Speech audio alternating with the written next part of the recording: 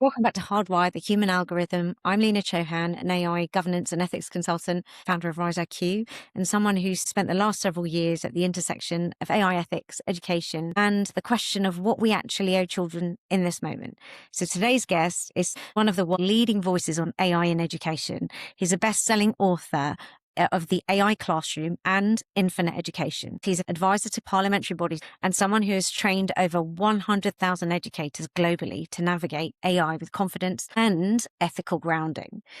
But he's not an evangelist. He's a sophisticated thinker who has genuinely grappled with the risks, which is exactly why I wanted to speak to him. Dan Fitzpatrick, welcome to Hardwired.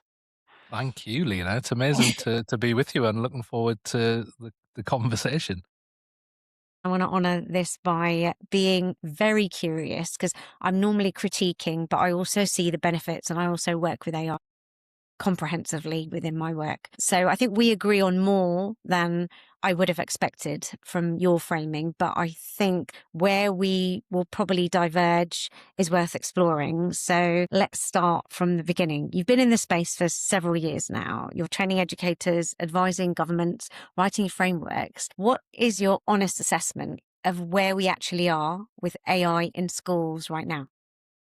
Yeah, I mean that it's varied, isn't it? Because I suppose the education systems around the world are can be very different, although there's a lot of similarities.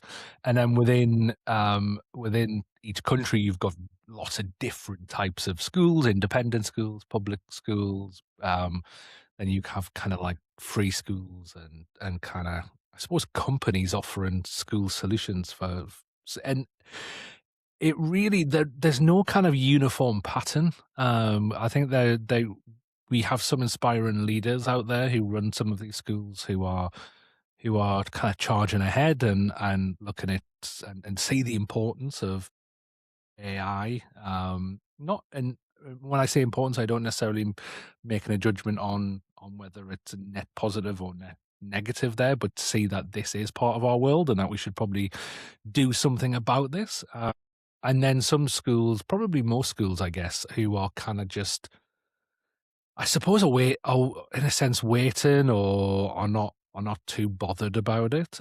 Mainly because, and I was a teacher in a state school in the northeast of England and in Manchester for a while, and there's just there's a lot on the plate for most schools. So this whole AI question might not even seem that important. So yeah, it's going from the kind of not aware, not really bothered to full schools being created based on AI systems. So that's kind of where we're at the moment. And I suppose part of what I do is I try to raise awareness and try to help schools, governments put in a bit of a safety net so that when they do want to be ambitious and they do want to explore this, we can do this in a way that is innovative but also protects the well-being of our students.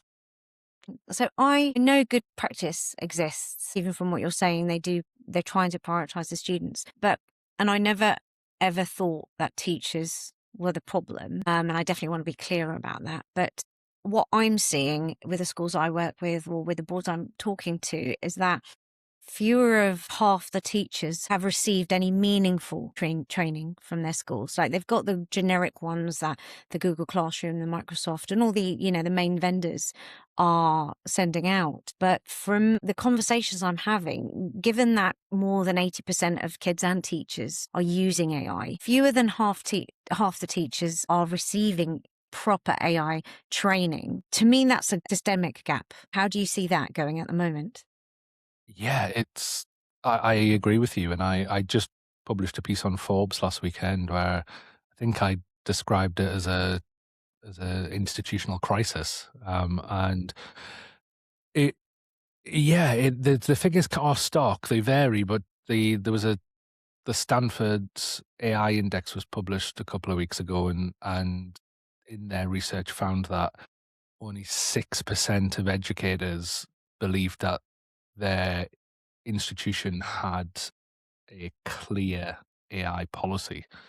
And I think an AI policy is going to be the kind of foundation of any training, because before you can say, right, let's build your skills, you need to be able to say, well, this is what we expect of you with these skills, and this is what we would prefer you didn't do with the tools at your fingertips. So I think it gives a really stark picture of the reality. And when you then couple that with the fact that, especially middle high school level, we're seeing some statistics that upward of 86% of students are using this technology. And again, I mean, those once those stats are released, this they become out of date straight away because this technology is moving so fast. So I think that's stats from last year. I was working with a school in New York City just a couple of weeks ago, and they just surveyed their middle and high school students, and they found 100% of their students were using AI in one way or another. And it kind of makes sense. I mean, it's every student at that level has likely got a device that they use regularly. AI is readily available and baked into most apps now. So, I mean, which student is not going to say, right, help me with my work, or is going to ask some pertinent questions to their life to this thing because it seems to give them good answers. It seems to communicate with them well. And I certainly think I remember when I was kind of 16 around, yeah, 2002 when I was doing my GCSEs. I started to it was kind of the early days of social media, MSN, Yeah. Messenger. I I mean, I think back then as a 15, 16-year-old, some of the questions I typed into early Google, not thinking anyone would ever see them, because I mean, I was a teenager. I had questions about life. I had questions about myself. So I mean, this isn't a problem of our young people. This is just young people being young people and asking questions. And if there's a technology that seems to answer them, then of course they're going to do that. But and I think you're right to point this out. There is a disparity there now between the uptake and the adoption of artificial intelligence tools with our young people, and the seeming reactiveness or readiness of the schools that are supposed to be there to prepare them for the world and to keep them safe in that world.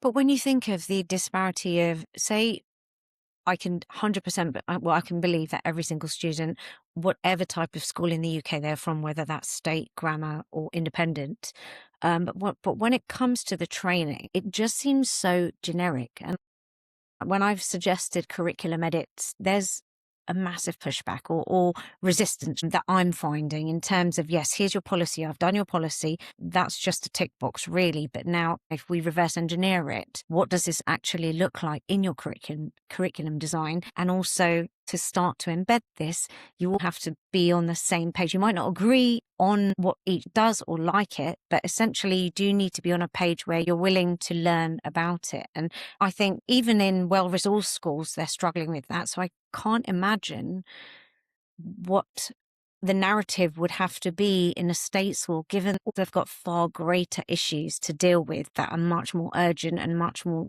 on site that needs attention. But how do you think that we tackle that? How do you think people selling AI tools, or people like yourself, people like myself, what do you think is the best way to deal with that, or to engage them in the process that it doesn't seem overwhelming, but it's something they need to do?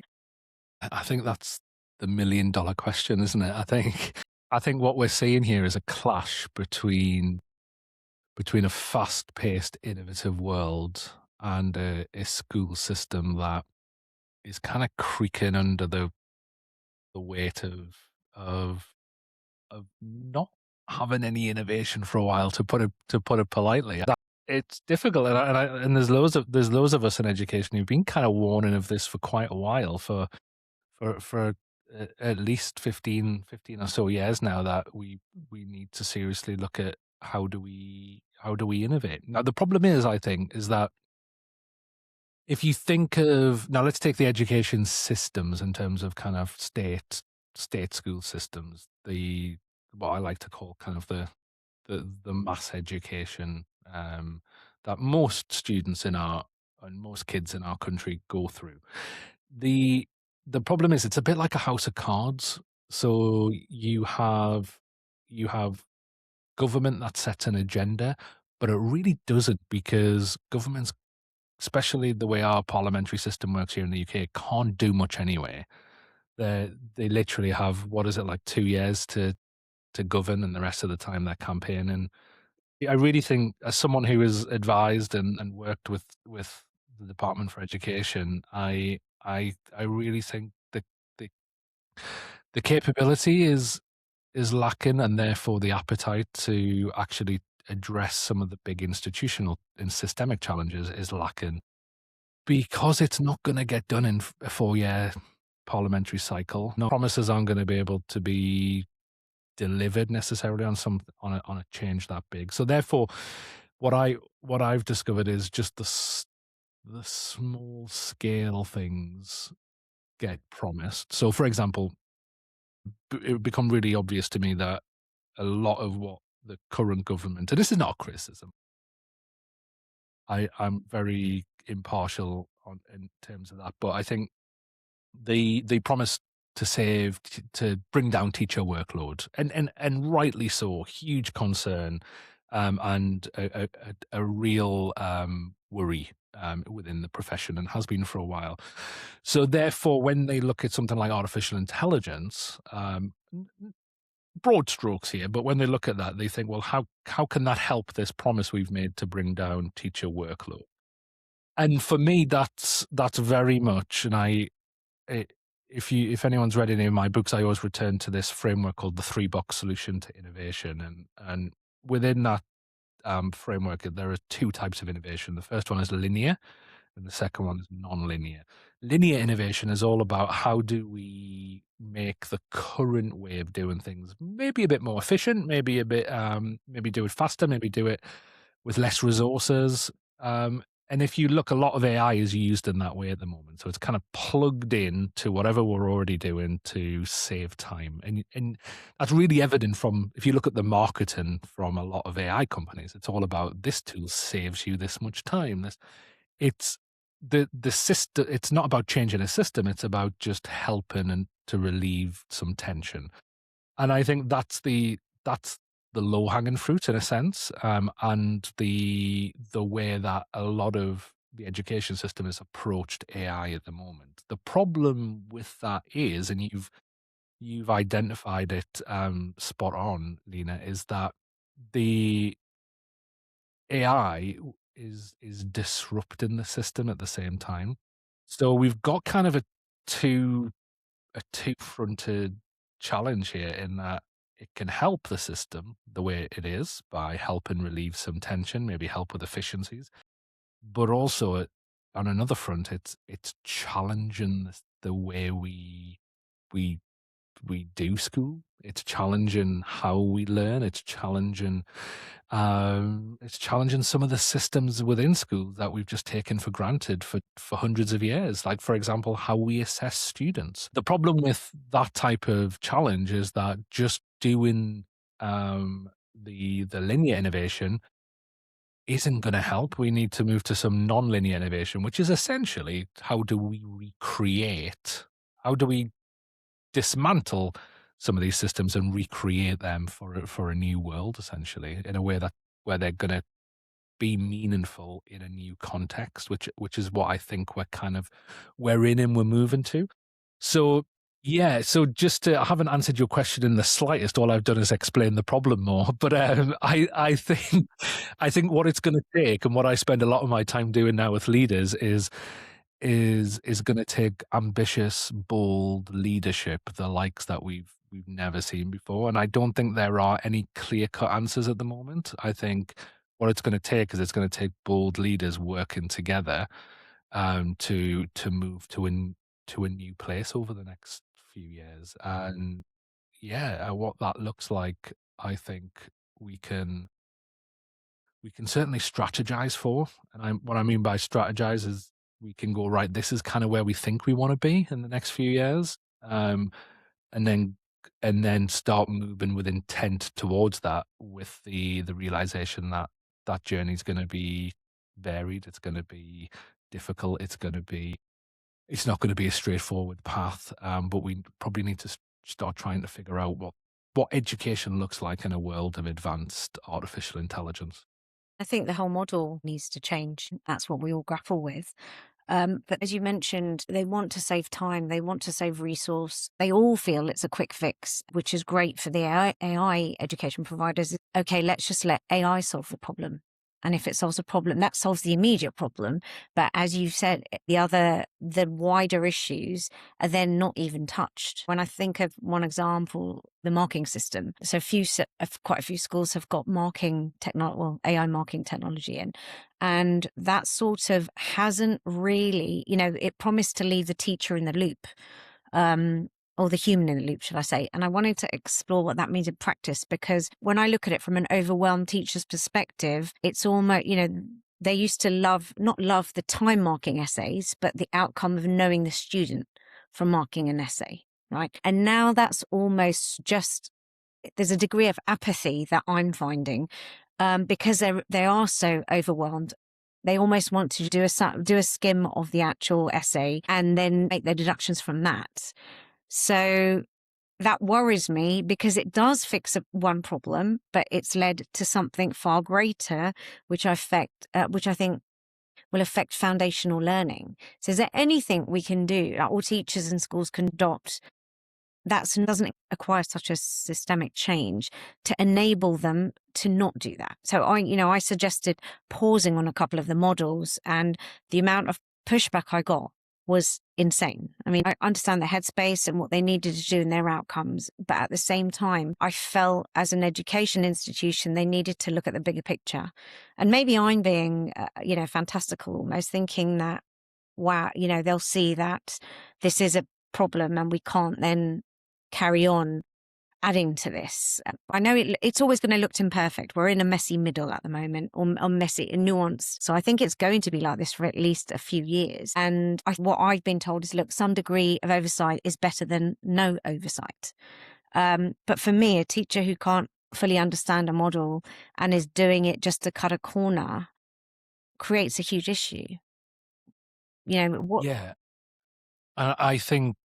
I think all it does is we're putting efficiency systems onto that model of education. Is that what we want to continue doing? Is that really is that how we want to continue to prepare students, just by directing them towards an exam? And I say this as somebody who loves the education system. My 5 and 6-year-old go to our local state primary school. I taught in state schools, and I I do. To return to what you said, this is not the fault of the teachers. This is the pressures of the system they're under. That actually, especially once you get to kind of, I suppose, year 6, and you've got SATs on the horizon, and you get into secondary school, and GCSEs come up fast, then although we like to say we're not teaching towards the exam, we are really. We Yeah, are. Of everybody course we is. are. Because those results are gonna be with the student for the rest of their life. Those results are gonna reflect on the performance of the school. Of course we are. And I think what we've done over the last few decades, especially, is we've engineered a system, and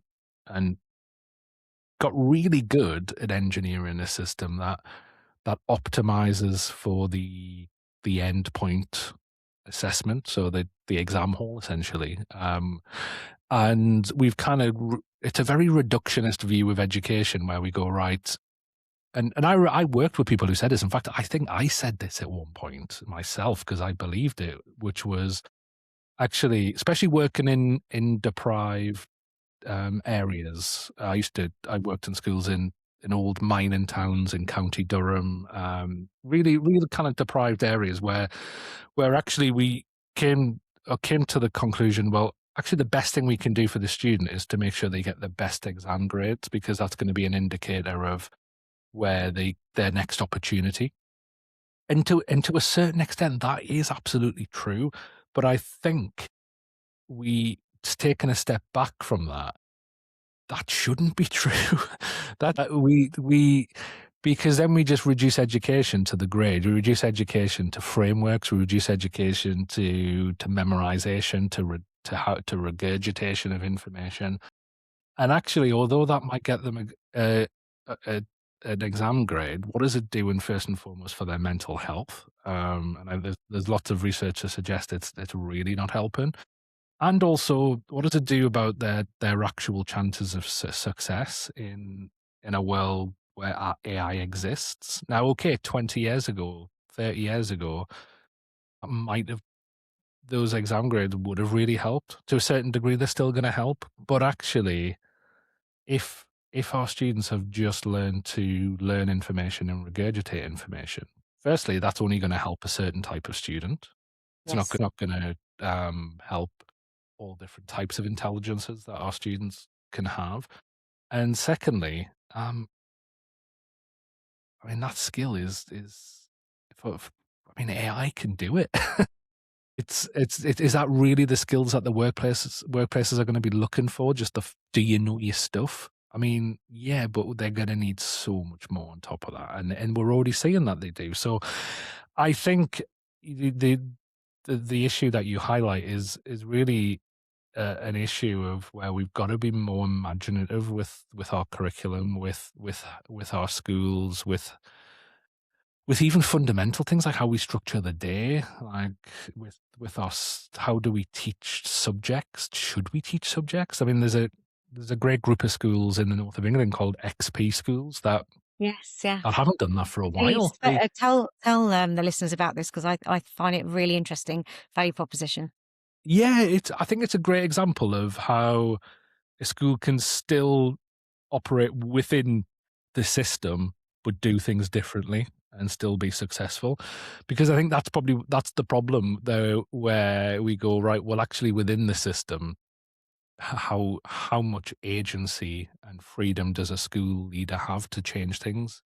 Yeah. Not all that much. So then it becomes unfair for me to turn up and at a conference or to their school and say, you've got to change everything. Actually, how much freedom do they have to do that?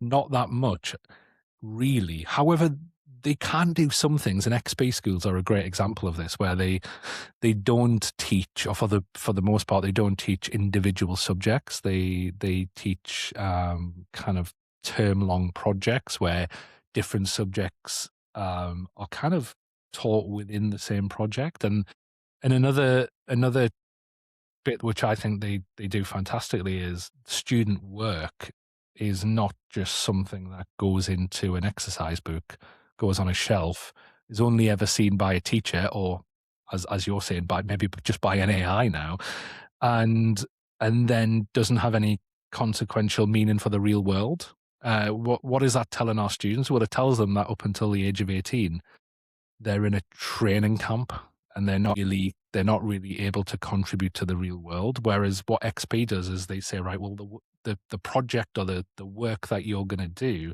is going to be something that is seen by the world. So that result in a I know they do lots of work with refugees around the Sheffield area or Doncaster area. If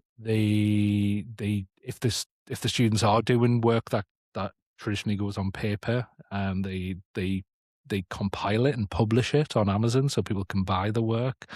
And I think it sends a real message to a student that actually what you are doing matters right now, Matters, that yeah. contributing to the world. You're not just in a 14-year training camp. You're actually you're a citizen of the world right now and can be creative and contribute to that world. And I think even more so now with AI. I think the very fact that with AI systems and even just in the last couple of months, what AI can do now in terms of creating software apps, you can be a child and have an idea for a business or a creative idea to do something, and literally go create it if you know how to use AI well. Now that opens up a whole other can of worms, but I think the basic message there is how do we help prepare our students for a world where they can contribute at any moment. And I'm really trying. I said I've got a 5 and a 6-year-old. I'm really trying to do that with them at the moment, where we go, right, what do you want to do? What do you want to create? What ideas do you have? And then showing them that this is possible. They can start to prototype this. They can get a sense of what's good. They can build their things that you couldn't do until you'd left school, until Yes. you'd started a business, until you'd worked with a team of creatives in your 20s and 30s and started to really get a sense of taste and a sense of what works, what doesn't work. We can do that now at pretty much any age with the safety nets in place, of course. Yes. And that's the thing. I mean, I think every child, I do a lot of future of work research and work as well on that. And I'm just saying every child is essentially going to need to become an entrepreneur, right? In terms Absolutely. of agile thinking, the problem solving mentality. I love that framing. That's what I do. I have older kids, they're 12 and 14, so different developmental age, but it's very much the ages that they are acutely aware of what's happening in the world. So the conversations I have now, rather than, okay, tell me about this news article, what can you comprehend from it? And rather than that, I've shifted my thinking now and saying, okay, well, how would you actually try to help that matter? If you see this as a problem, what would you do to change it or to solve it? And I think, and that takes a lot of repetitive framing for dinner table conversations. But I'm hoping anyway, it's gradually seeding the fact that, yes, let's have a problem solving mindset and understand that the only variable that is constant is change within the AI world. They've seen them all, when I was a very early adopter of the generative AI models, and my son was saying, oh my gosh, the models change really quickly. You started on 3.5, 4, 5. And I said, exactly. And there's different features for each one. But what you've understood is that you can see how quickly it moves. So you could have mastered one, and then the output of the next model is going to be different for these reasons. And that's kind of how life is, I feel. But again, with children, I feel like, as you said, it does open a can of worms in terms of, consent, shadow AI, disinformation, and that's actually that sort of segues nicely into what I wanted to talk about now. And that's something that's never really discussed. And that's called shadow AI. And for those who aren't familiar, shadow AI happens when, say, if the school under Google Classroom or Microsoft, they've got a system where they would allow Gemini. So that's a school approved system. So Gemini is the AI model. But then teachers and kids are using tools that aren't approved, like ChatGPT. So then the ChatGPT, yes, it might be the first to market. Everyone's the most aware of it, but they're not visible to the IT team that the child and the teacher are using it. And there could be free apps, browser extensions, consumer facing tools that were really built for adults, not children. But these tools are obviously processing data, storing it for indefinitely, and in some cases using it to train models. So what do you think about that? Yeah, and I think this is I suppose the number one reason why banning it is not going to work. Yes, agreed. Like you say, you just push it underground and then you don't have any oversight. And why the skills development needs to be there, and the guidance needs to be there, and why ultimately not making a decision right now as a school leader is not a neutral stance. Just saying we're going to wait, that's not a neutral thing. That's you making a decision to let this happen, what you've just described, Lena, to let that happen, because it will happen. Of course, know from stats that most teachers are using this technology, that most students are using this technology, and actually the research tells us that that is not being done within an enterprise system, a way that is monitored, a way that is guided by the institution. Now, I think first and foremost for students, this is so essential because, like you say, they're using it. It's on Snapchat. You can DM an AI on Snapchat, and I think that's the most used AI by under Yeah, 18 that in is the right. world. It's literally there. Of course, they're using it. So by introducing something like a safer model like Gemini within your school, you're not they're not going to magically stop using the Snapchat AI or whatever it is. But what you can do is then make it normal within school in a safe way. And then therefore the skills you're teaching them within the school, the awareness you're helping them create can then be applied to the other AI tools that they're using. I think it's ultimately a safety issue. And then it's a future skills workforce ready issues after that. But straight away we need to be addressing this for the safety of our young people. I often say kind of the whole of school is set up to be a safe environment, like to practice your thinking within the classroom, to practice how you play and socialize in the playground. We don't allow any of that to happen unsupervised. That would be crazy. It would be like saying, right, now it's break time. We're just going to open the school gates and go play on the street. And we're not going to send any staff out there to watch you and then just expect everything to be okay. Like it's crazy. So if school is a place for safe rehearsal or safe practice, then we need to be offering that within digital spaces as well, which is why it worries me a lot of the conversation at the moment around banning screens, banning social media. I recognize the dangers, absolutely, of course, but we need to be a bit more nuanced with how we approach this. And why banning is very rarely a, a comprehensive solution. Secondly, for teachers, exactly like you said, the teachers are using it. So would you rather they were inputting sensitive data into a free version of ChatGPT that steals all that data, and therefore leaves that school open to massive fines if they get They no really no don't no realize. go. Yeah, I don't think they do, and it's actually happened. We've had some schools that have been fined a lot of money. We're talking like hundreds of thousands because of this. Large school organisations, or do you offer your staff a a safer AI where you know that the data they put into it is being used in a fair way, or is being ring fenced within your domain, or however you want to do it. There's a few different ways to do it now. I think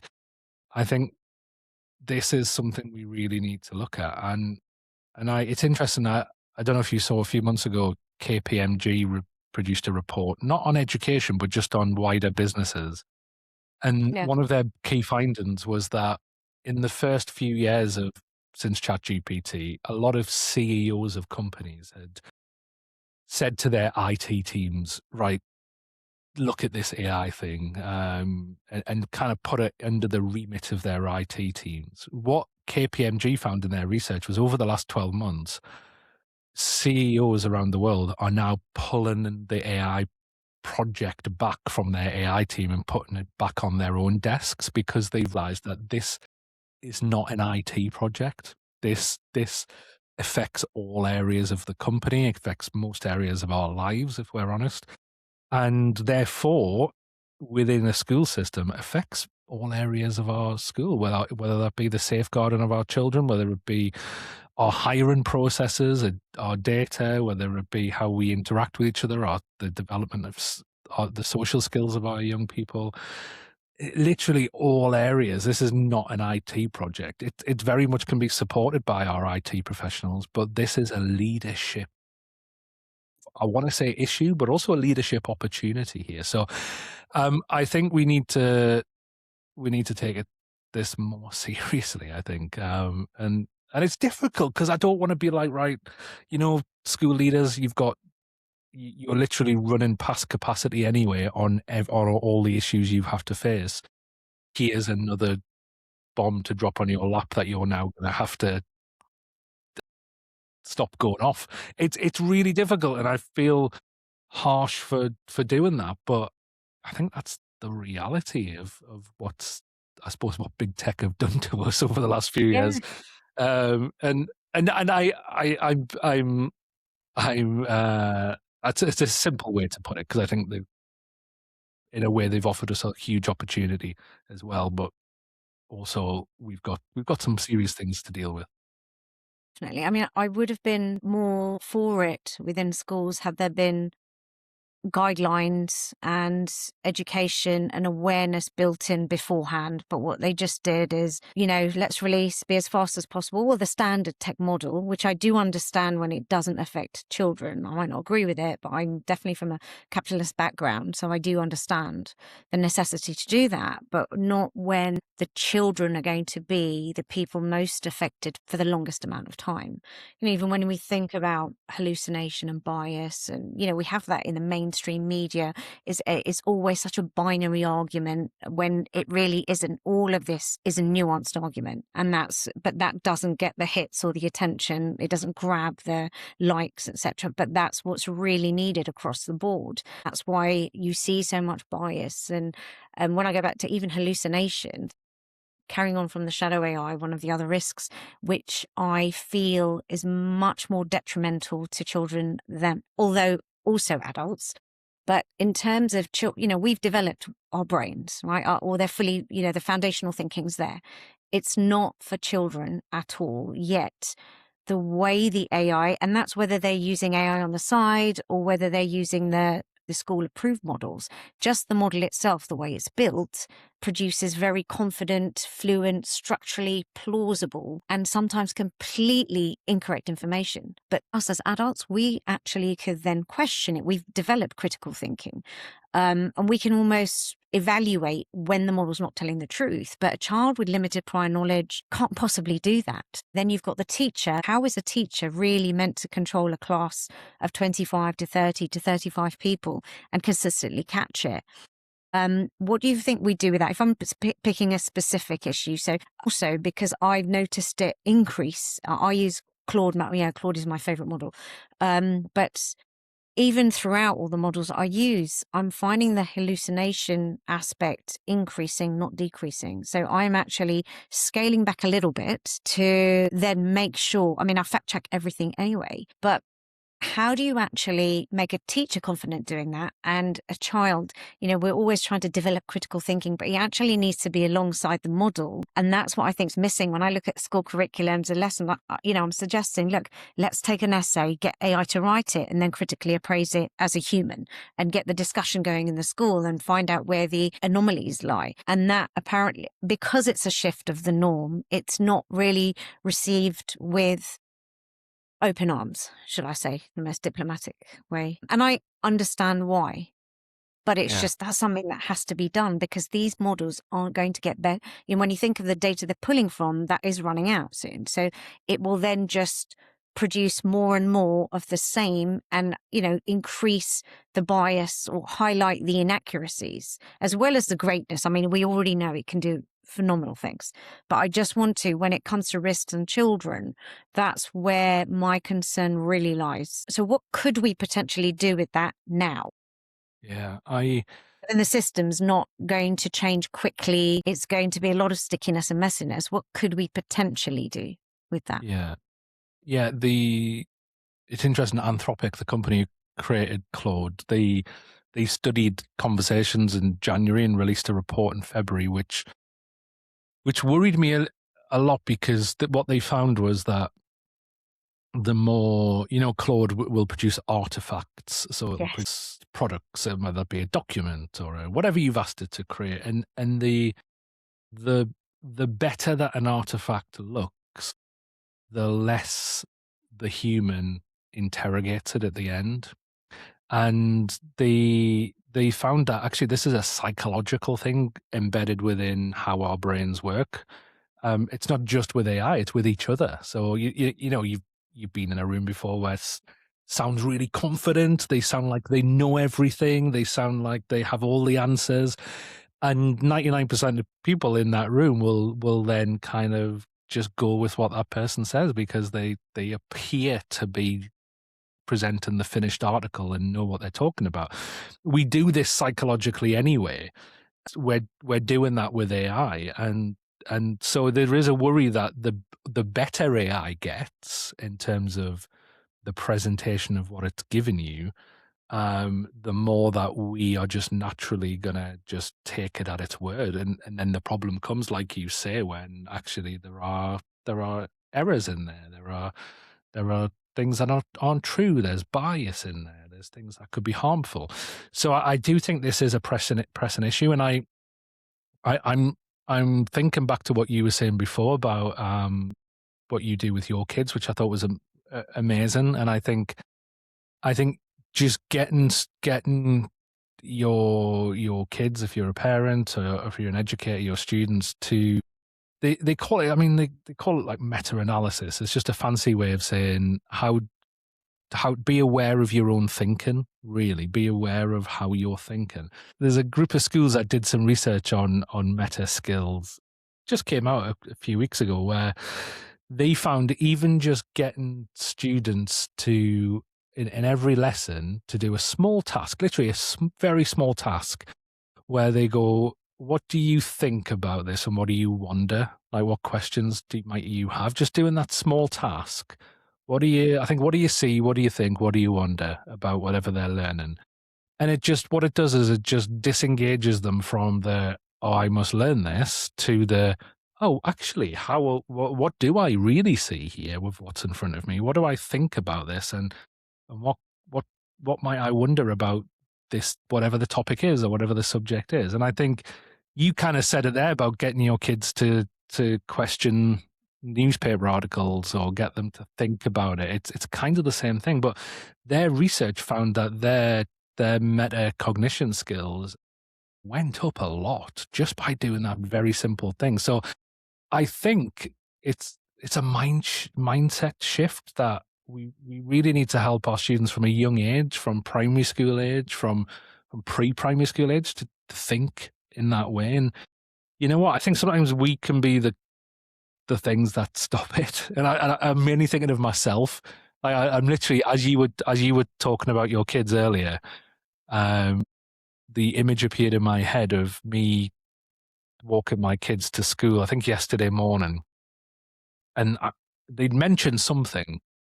Oh no, it was this morning. We mentioned my son was eating an apple on the way to school, and we passed like a field. I said, actually, I hope this is the right thing to do, but I said, I'll just throw it on the field. And I said, it's okay because within a day or so it'll decompose, or the birds will eat the apple core. And I jumped straight into teacher mode. Now that I'm thinking about it, I'm thinking, Dan, what were you doing? But literally for the whole remainder of that walk to school, I proceeded just to talk at them about recycling and how we wouldn't do that with plastic, and how things decompose. And I literally just lectured them till I said goodbye at the school gate on recycling. I'm like, that's not what you want to do. Sometimes I think as adults, we just jump into this, oh, I've got an opportunity to share knowledge and help my kids develop. And I think that comes from a good place. But actually, what if I'd actually asked my son, instead of lecturing him, maybe if I just said, why do you think it decomposes? Or if I put some plastic down, do you wonder what will happen to that? Do you actually got them to think of the problem and the solution and have that entrepreneurial mindset? Because I think you're right when you say that. And I often refer to it as entrepreneurial skills but not in a sense of to create a business. That's not it's a mindset that would be valuable if you were an employee or an employer, or had a business, or you're a one person sole trader, whatever you end up doing, and also valuable for school as well. So I think, to answer your question, I think how do we build more of that into our curriculum, rather than, and it comes back to that tension of, yeah, but they need to know this for the exam, so I need to tell them everything. And then you become me on the way to school, lecture my kids about recycling. But how do we just every now and then, we just commit to 5 minutes of every lesson, just stepping back and going, actually, what do we wonder about this? What do we think about this? And I think just instilling that mindset, and what it does is it allows our students to take agency in that moment. Yeah. One of the things I do when I'm teaching teachers how to get the most out of an AI, like I suppose what we tend to call prompting skills. The one thing I always close on is, AI gets a bad rap for bias, and rightly so. However, we've got a lot of bias within ourselves, and actually AI can help with that. And so one of the things I always try to do when I teach teachers is say, right, after you've kind of got to something that you might be think is usable, ask it, are there any underrepresented voices that are not present in whatever's just been created or whatever you've just done? And what it does is it just helps. And not only does that help uncover our own bias, which we all have, it's not a malicious thing. It's just something we all have based on our own backgrounds. But also, it makes really good. I mean, if you're a business person, entrepreneurial sense, because you uncover. It makes really good thinking sense and awareness sense and expanding your own knowledge sense, because you're helping the AI just to broaden your world a little bit in that and think about things from a different angle. So I think, yeah, having that awareness of your own cognitive abilities and then actually using AI to help with that as well, I think is really powerful. Actually, that's a very good counter to, the conversation I come back to with a lot of education leaders is the algorithm scandal from 2020 when bias was applied to the exam assessments.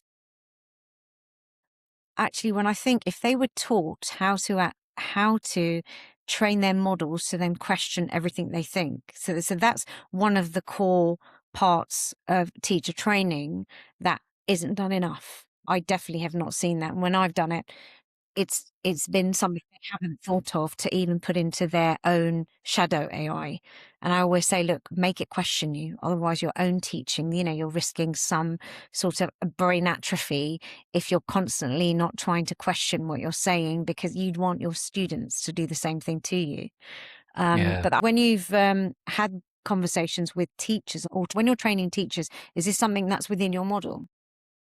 Yeah. So I have a framework that I use. I prefer to call it like a set of levers. So it's when you're having a conversation with an AI, it's got the acronym prepared, and it's just a bunch of things you can think of where you think actually this conversation needs to be enriched, or I need more from the AI. Just a few things to remember, and it's the last one on that prepared framework, which is D, which is diversity. So it's something I always try to get them to think about, and it's hard because, as you've said already, the AIs aren't designed that way. They're designed to please rather than challenge. So you've got to remember to do it. And I know some people who, a lot of AI chatbots now will have a customization section in the settings. And so if you're someone who regularly forgets, you could just go into the settings and say something like, "Don't always try to please me. Do not be sycophantic. Tell me things how it is. Try to be as honest as possible, and um, reveal any underrepresented views or voices in the conversations that we have that I might be unaware of." And just writing that or a version of that into your customizable settings, and it'll then take that on board every time you're having a conversation with it. And I think it's just one of those things that we can do to just help improve the or make the experience more rigorous, and because you're right, when it does become sycophantic, I mean, there's some horrible statistics at the minute about how it reaffirms people's own. I would have thought that what happened in 2020 would almost trigger mandatory bias auditing for any AI tool. And it really didn't. In fact, I think more it's quietly creating more cumulative harm. So if you're advising the government, actually you are advising government, what do you actually tell them? You know what? I kind of come from. I think bias is a scale. Like you've got like literal malicious, harmful, intentful bias. But then also at the other side of the scale, you've got opinion. And I, based on what I know about the technology, I could be wrong, but I don't think, based on this type of technology, we're ever going to have a system that is not biased.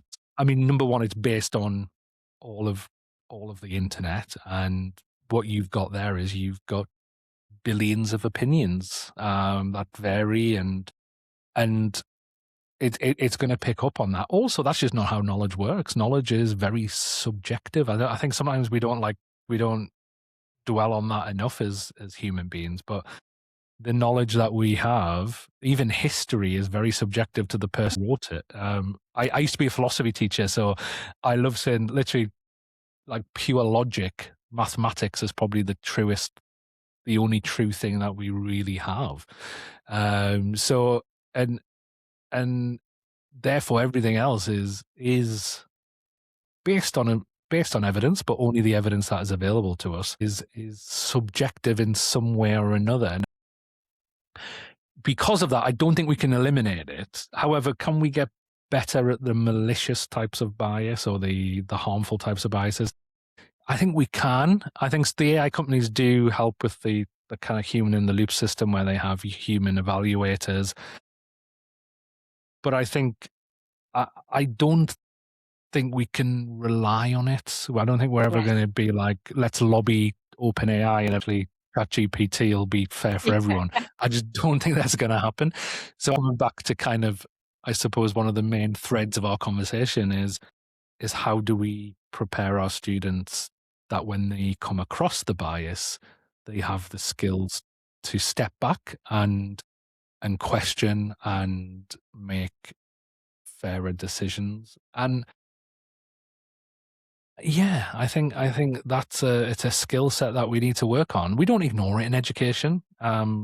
We do teach it a little bit, depending on the school, I guess. But maybe we need to do more of that, and maybe we also need to apply it to the AI. So we go, you know what, when we're learning these evaluative skills, these judgment skills, let's put, like you said, let's pull up an AI and see how we can apply those skills to that. But then also how we can apply the skills to a newspaper article, how we can apply the skills to what Donald Trump's just said on the news, or whatever it might be. It's like, how do we I think sometimes we can be quite good in certain subjects in school of applying it to whatever we're doing. But because, like you said right at the start of the conversation, because AI is not a part of the curriculum, we might just forget to apply it to AI. So how do we bring more of that in? I think is a really good question, and something we probably should be doing more of. I want to end on your vision in infinite education, because it is a very genuinely compelling model. You describe a future where AI creates more curious, adaptable human learners, where teachers are freed from admin burden so they can focus on relationships and meaning. And I find it just a very positive, beautiful vision, and I want it to be true. But my question is, the tools we are placing at the center of kids' learning is built by commercial companies that obviously need to optimize for engagement and retention for their own growth models. And engagement, as we've touched upon the binary of arguments, in the attention economy, that's not the same as learning, right? So they're not going to get the struggle. They're always going to have an easy option. And that's where I feel real cognitive development will fail. So do you think the tools we're deploying now, moving forward, are the tools being deployed now moving towards your vision or away from it? I've created a binary. God. You know what? I'm gonna, just before I answer the question, I'm gonna take a step back from the question. Bit of meta cognition there.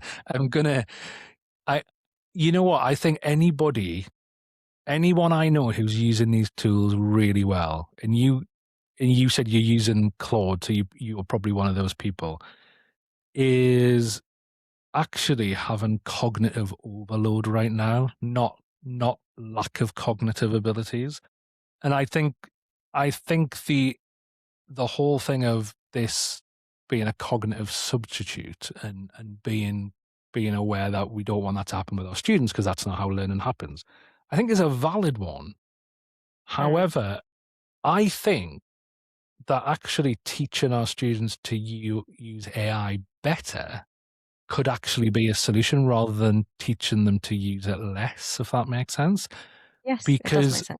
Because when you're using this better and you're bringing in those skills that we've we've explained, actually, I mean, I don't know about you, but in the last 2 or 3 years, I've learned more than I've ever learned in my whole entire life because of this technology.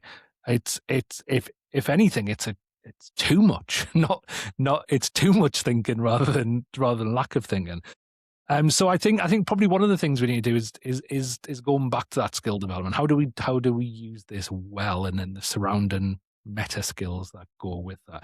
I suppose to answer your main question, um, I think it's a work in progress, isn't it? And I think there are companies out there who are taking the commercial product, the API, and applying an educational learning ecosystem around it so that it's better. And there's some amazing companies doing that. And I think we've still got a long way to go with that. Um, there's also some of these companies, like Google, have an education wing, which they within their businesses very clearly separate from their commercial wing, and they don't operate the same. Do they get it right all the time? Not always.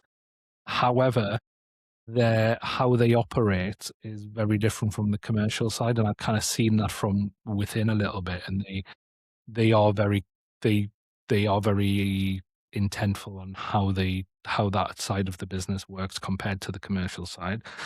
And they produce educational products like Gemini, Google Classroom, Notebook LM, and so on. So yeah, I think it's a work in progress at the minute, to answer your question. But I would not just fully trust a free version of ChatGPT to a child and say, there you go learn, because I just don't think that's going to happen. It's unrealistic. I think what we need to do is build the surrounding support and use the tools that are more acutely tuned for the learning environment. One metric I would like them to prioritize more, which they're not with many of the edtech tools I've looked at and tested, they're definitely measuring kind of time on the platform, completion rate, streaks, and not seeing if a child can transfer knowledge, apply it in a context and explain it well to someone else. Those are the learning metrics that I feel, look, if you just added these, I mean, you've basically got a much better product. They're very different products, but in terms of if you did want the completion rates, etc., they're really not going to provide you the whole picture unless you've got the learning metrics. But as a parent, and this is where it gets very personal for me, I watch my own children with a couple of these tools, and I've definitely noticed that the tolerance for difficulty has lowered, right? That it's almost a bit of learned helplessness. And that's been quite slow but steady. So the most important thing I want my children to know is that their own mind is strong and sufficient and resistant, and that they can sit with a hard problem and not immediately reach, which is the problem for all of us right now, right? Immediately reach with something to solve it. And I worry that a lot of what we're deploying in schools is structurally working against that. And I We're think almost there. I think it comes back. I think that's what schools should. That we talk about how should schools adapt and change. I think it's the key area. I think we need to. How does schools still become a place where learning can happen? World where you can get one of these to answer pretty much any question in the world. So and I think what we need to do is we need to adapt our assessment methods, because if your assessment method is just about reading something a student has written, which is supposed to demonstrate what they know, it's probably not going to work anymore. Unless you're in a very closed off environment, it's not really going to work. So how do we redesign our assessment? How do we, and I have a framework which I call the 3Ps, which is, and I suppose the first P is the product. And that's kind of what we measure a lot in education, that final product, whether that be the exam paper, the essay, whatever that is, it's the final product. Actually, how do we introduce more of the process? So how do we look at, well, how is the student using that tool? How are they coming up with that knowledge? What framework are they using to go on that journey of learning? And how do we assess that as well? But then also the performance, once the student has learned that information, how are they applying it? What are they doing with it?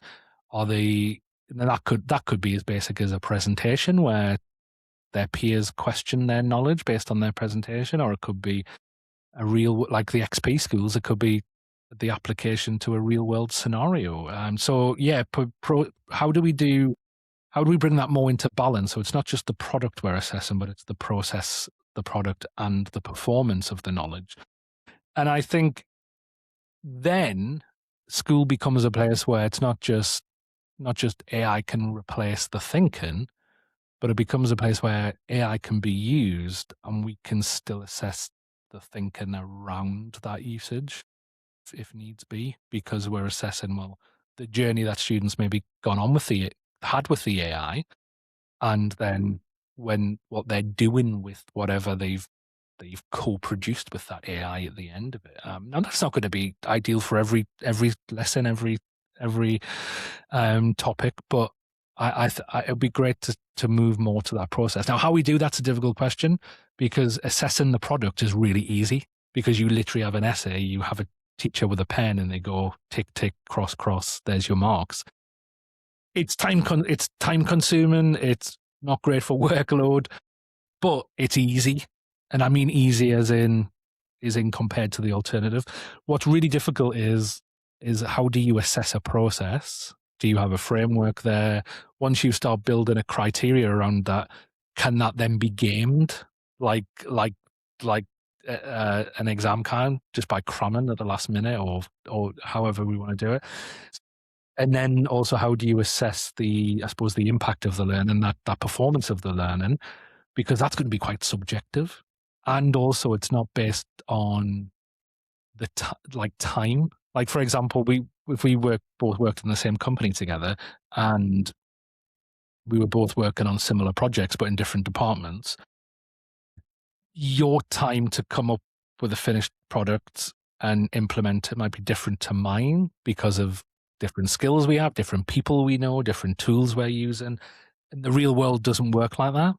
It's people get to different outcomes by different routes. So what I'm suggesting is difficult. It's really difficult, but I think that's more true to real life learning and success. And the problem with the mass production of education is we need to quickly jump to systemize it. And I think sometimes we need to resist that. We need to resist the systemization and the standardization. It has its place. We need it in some areas, but can we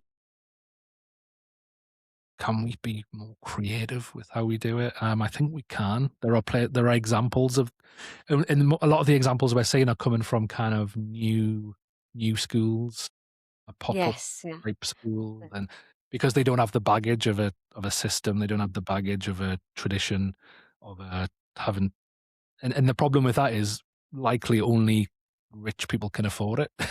They tend to be private schools. So I'd love for us to, and when I say us, I mean like the state systems, the governmental education systems, to start learning from some of these and start incubating some ideas from some of these. And the problem with innovation is we will get it wrong. Of course, we'll get it wrong. So how do we do it in a way that's sandboxed? How do we do it in a way where students' opportunities aren't affected? But that's innovation, and I think we need to take more of an innovative stance if we want to prepare our students for this world. Yeah. I think this is great. This is not a debate between a skeptic and an advocate. I think it was a really good conversation.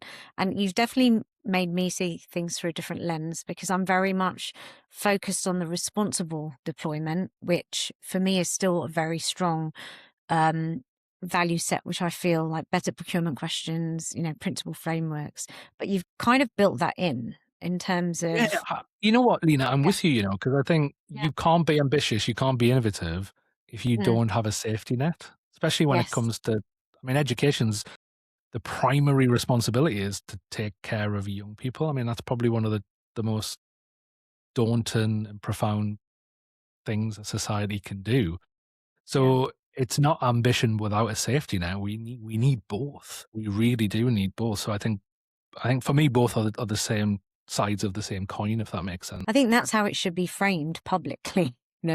Not just yourself, people like yourself, myself, other AI educators, because I think there's room for them they need to exist together. But Dan, this was Brilliant. Thank you so much for your time. If this episode resonated, please share it with a teacher, parent, school governor, or anyone who thinks the conversation about AI in education needs more rigor. Thank you so much. I'm Lena Chauhan, and this is Hardwired.